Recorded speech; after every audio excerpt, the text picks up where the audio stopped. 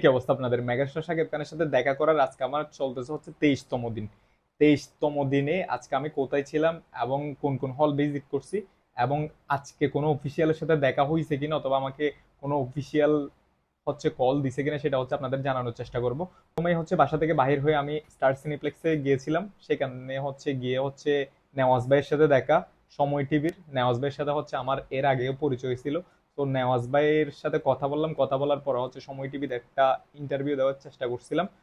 এরপরে হচ্ছে আপনার স্টার সিনিপ্লেক্সে যারা হচ্ছে টিকিট, এরপরে হচ্ছে স্টার সিনিপ্লেক্সের টিকিট কাউন্টারে গেলাম। টিকিট কাউন্টারে গিয়ে দেখি হচ্ছে স্টার সিনিপ্লেক্সে হচ্ছে আজকের টিকিট তো শেষ, এবং আগামী 2 দিনের টিকিট হচ্ছে কি প্রায় সেল হয়ে গেছে।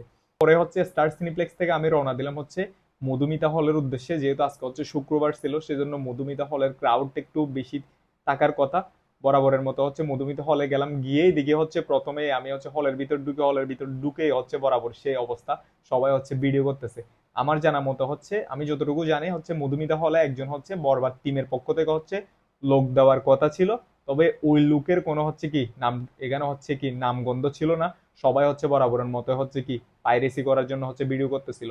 এরপরে হচ্ছে মধুমিতা হলের আজকে হচ্ছে 19তম দিন। 19তম দিনে এসে হচ্ছে মধুমিতা হলের ক্রেজ ঠিক হচ্ছে ঈদের মতো, ঈদের থেকে একটু কমও বলা যায়।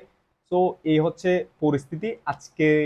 23তম দিনে এসে হচ্ছে কোনো অফিসিয়ালের সাথে অথবা কেউ হচ্ছে এখনো পর্যন্ত যোগাযোগ হয়নি। আর আপনারা অনেকজন আমাকে অনেকভাবে বলতেছেন, ভাই হবে না, আপনি অনেক চেষ্টা করতেছেন, 23 দিন হয়ে যাচ্ছে, হচ্ছে না। তবে 23 দিন হয়েছে আজকে। আগামীতে আরো যতদিন অপেক্ষা করা লাগে অপেক্ষা করব, তারপরে হচ্ছে দেখা করে আমি কি আমার এই হচ্ছে যাত্রাটা শেষ করব।